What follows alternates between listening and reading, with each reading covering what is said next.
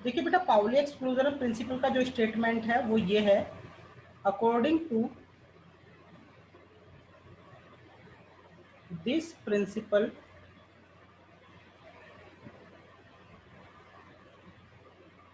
N orbital, कोई जो orbital है हमारा, कैन हैव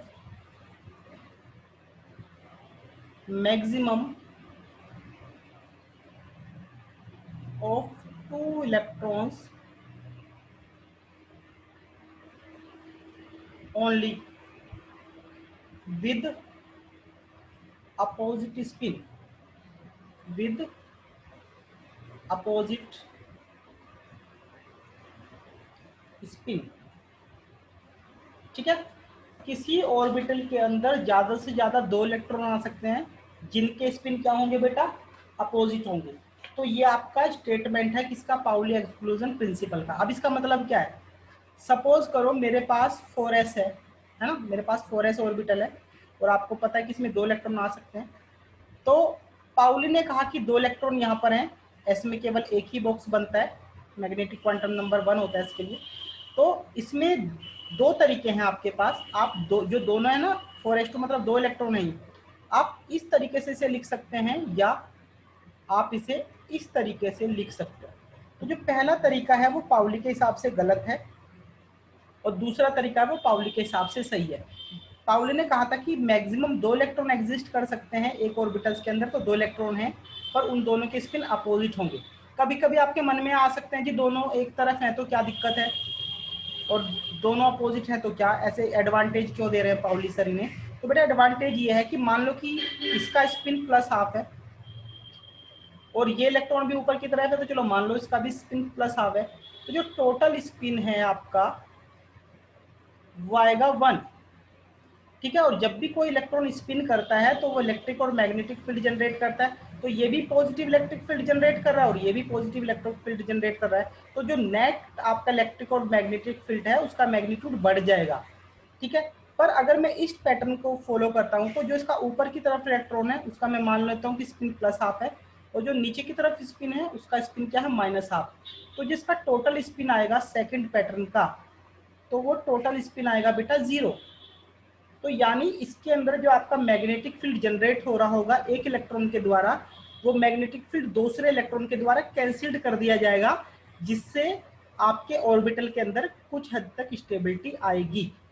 तो क्योंकि स्पिन कैंसिल कर दिया जाता है, अगर दूसरे स्पिन से इलेक्ट्रॉन आता है तो हमारे जो ऑर्बिटल हो जाते हैं वो स्टेबल हो जाते हैं एज कंपेयर टू ऐसे स्टेबल जिनके अंदर स्पिन अवेलेबल हो या स्पिन प्रेजेंट हो। तो इसलिए दोनों इलेक्ट्रॉन्स का स्पिन होना जरूरी है पाउली के स्टेटमेंट के हिसाब से।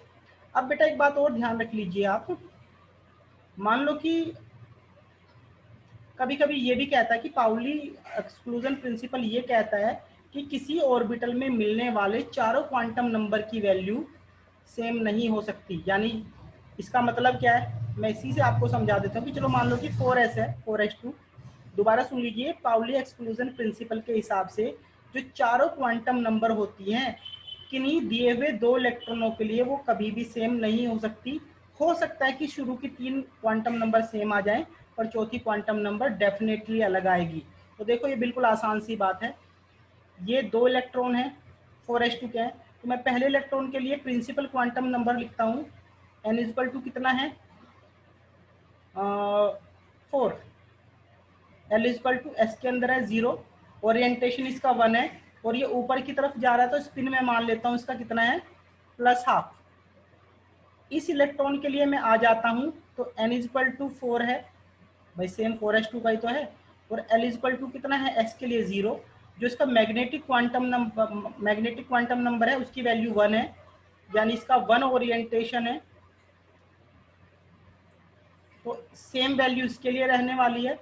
पर ये नीचे की तरफ आ रहा है तो इसका स्पिन कितना हो जाएगा, माइनस हाफ हो जाएगा। तो आप देखिए कि शुरू की तीनों क्वांटम नंबर सेम है पर चौथे में स्पिन डेफिनेटली अलग आएगा।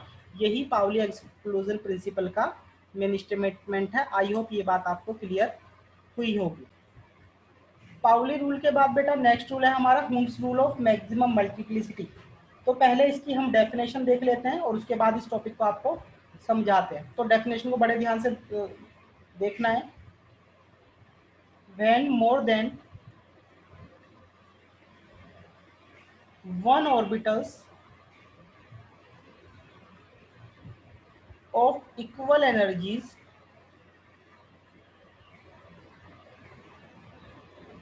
are available, the electrons will first occupy these orbitals singly with parallel spin.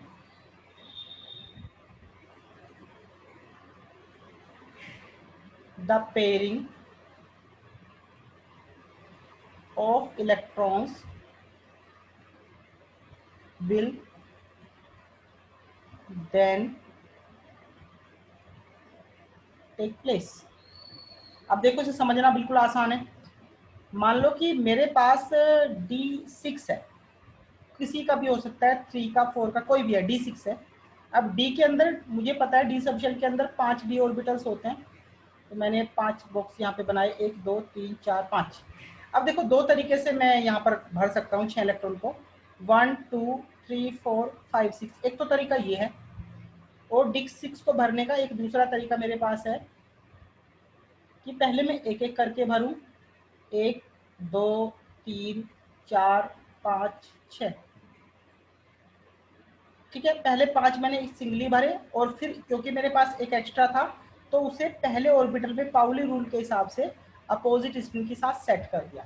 तो जो सेकंड वाला है वो मेरा ठीक है हुंड्स रूल के हिसाब से, और ये फर्स्ट वाला गलत है, क्योंकि हुंड रूल कहता है कि अगर बहुत सारे more than 1 orbitals of equal energy, देखिए यहाँ पे तो 5 ऑर्बिटल्स हैं इक्वल एनर्जी के अवेलेबल, 5 ही तो है, 5 ऑर्बिटल है इक्वल एनर्जी के available, the electron will first occupy these orbital single with parallel spin. Parallel means देखो, ये यहाँ पे ये शुरू में पहले बराबर बराबर से भरता चला गया, पैरेलली 1 2 3 4 5 पैरेलल भरा, और जब ये पूरा भर चुका था तो पेयरिंग तब आई जब ऑर्बिटल खत्म हो गए, और मजबूरी में छठे इलेक्ट्रॉन को पहले इलेक्ट्रॉन के साथ अपोजिट स्पिन, अपोजिट यानी पाउली, उसके साथ यहाँ पर फिलअप होना पड़ा। तो D6 इस तरीके से सही है। अब मैं यहाँ पर और एग्जाम्पल पाउल इसके लेके हुंस रूल के आपको समझाता हूँ बेटा, ध्यान से देखना। अब एक क्वेश्चन आपके दिमाग में आ रहा होगा, जैसे यश के आ रहा था कि ये मतलब डबल कैसे आया। देखिए ध्यान से बेटा, से जैसे मैंने कि लिखा D5 लिख लो, चलो ये D5 में मैंने फिलिंग करनी स्टार्ट करी। मैं दोनों को आपको समझा दे रहा हूँ दोनों तरीके से। अब 1 2, हाँ, तो पहले मैं डबल भरता हूँ, 1 2 3 4 5 ऐसे। ये तरीका गलत है, और ये तरीका क्या है 1 2 3 4 5, ये ठीक है, ये करेक्ट है। अब ऐसा हुआ क्यों? तो बेटा आप ऐसे समझो कि मान लो कि ये मेरा पहले ऑर्बिटल्स है, 5 ऑर्बिटल्स हैं ये मेरे, तो मैं पहला इलेक्ट्रॉन भरता हूँ, देखो जब ये खाली है तो ऑल 5 हैव इक्वल एनर्जी। जब ये पांचों के पांचों खाली हैं तो सबकी एनर्जी बराबर है। अब क्या करा कि हमने एक इलेक्ट्रॉन भर दिया। अब आपको पता है कि इलेक्ट्रॉन एक नेगेटिव चार्ज मूविंग बॉडी है, तो डेफिनेट सी बात है उसके पास पोटेंशियल होगा। तो पोटेंशियल होगा तो उसके पास कुछ एनर्जी होगी, तो उस एनर्जी के आते ही क्या होगा कि जो पहला ऑर्बिटल है इसकी एनर्जी बढ़ जाएगी और बाकी 4 की एनर्जी घट जाएगी। तो चलो जी कोई बात नहीं है। अब जो दूसरा इलेक्ट्रॉन आएगा, हमने यहाँ पर क्या करा कि पहले के अंदर ही फिलिंग कर दिया। अब 2 रास्ते मेरे पास हैं कि मैं इसकी फिलिंग यहीं पर कर दूं। तो इससे क्या गड़बड़ होगी कि यहाँ पर एक इलेक्ट्रॉन के आते ही इस पहले ऑर्बिटल की एनर्जी ज़्यादा हो चुकी है ऑटोमेटिकली, और जो आने वाला इलेक्ट्रॉन है वो ज़्यादा एनर्जी के ऑर्बिटल में आना पसंद नहीं करेगा। वो किस बात को पसंद करेगा? वो कम एनर्जी के ऑर्बिटल में आना पसंद करेगा। और कम एनर्जी का ऑर्बिटल क्या है? इससे अगले वाला, तो दूसरा यहाँ पर आएगा ना कि यहाँ। यहाँ पर आने के उसे 2 नुकसान है। एक तो इसकी इस ऑर्बिटल की एनर्जी पहले ही बढ़ चुकी है, तो पहले ही बढ़ चुकी है तो भैया यहाँ पर उसे ज़्यादा एनर्जी मिलेगी। और दूसरा ये भी निगेटिव और वो भी निगेटिव, दोनों निगेटिव, एक ही बॉक्स में दोनों निगेटिव रहेंगे तो उनके बीच में रिपल्शन भी होगा। तो दूसरा डिसएडवांटेज है रिपल्शन का। तो ये क्या करता है कि हाई एनर्जी के पहले ऑर्बिटल में ना के अगले में आता है। फिर तीसरे इलेक्ट्रॉन को आना है, सेम कंडीशन, वो यहाँ आएगा। चौथे को आना है, फिर यहाँ आएगा। और पांचवें को आना है, वो यहाँ आएगा। जब पांचों इलेक्ट्रॉन भर जाएंगे तो क्या होगा, इसकी भी एनर्जी ज्यादा, इसकी भी एनर्जी ज्यादा, इसकी ज्यादा, इसकी ज्यादा, इसकी ज्यादा, यानी सबकी एनर्जी दोबारा से क्या हो जाएगी, again all 5 orbitals have equal energy, सबकी फिर से बराबर हो जाएगी। और जब सबकी एनर्जी बराबर हो जाएगी तो हम उसे बोलेंगे स्टेबल ऑर्बिटल्स, या जो डी सब शेल है हमारी वो यहाँ पर स्टेबल हो चुकी है। अब यहाँ पर एक बात और हम आपको समझाना चाहते हैं कि चलो D6 में क्या, देन व्हाट इन D6। तो D6 में बिल्कुल इसी तरीके से बेटा समझिए, पहला यहाँ पर, दूसरा यहाँ पर, तीसरा यहाँ पर, चौथा यहाँ पर, पांचवा यहाँ पर।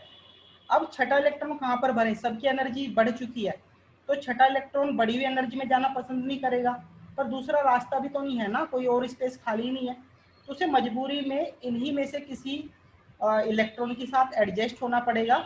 बस वो क्या कर सकता है कि स्पिन को कंट्रोल कर सकता है। और स्पिन को कंट्रोल कैसे करेगा, जब वो अपोजिट स्पिन से आएगा। मैं एक बात और बता देता हूँ, मैं यहाँ पर पहले ऑर्बिटल के अंदर इलेक्ट्रॉन को भर रहा हूँ अपोजिट स्पिन से, आप किसी के भी अंदर भर सकते हैं क्योंकि सबकी एनर्जी समान है। पर अच्छी बात यह है कि आप यहाँ से स्टार्टिंग करें तो आपको थोड़ा कन्वीनियंट लगेगा और कुछ नहीं। तो मजबूरी में यहाँ पे इलेक्ट्रॉन आएगा और अपोजिट स्पिन के साथ आएगा क्योंकि इसे पाउली रूल भी फॉलो करना है। यानी जो हमारी इलेक्ट्रॉन की फिलिंग हुई सिंगली ऑक्यूपाई वो होन्स रूल के हिसाब से हुई, और जो ये दोबारा से छठा बचा हुआ इलेक्ट्रॉन, छठवा सिक्स्थ इलेक्ट्रॉन अपोजिट स्पिन के साथ आया, ये पाउली रूल के हिसाब से यहाँ पर आया। तो बेटा ये था आपका all about होन्स rule. I hope ये बात आपको समझ में आई।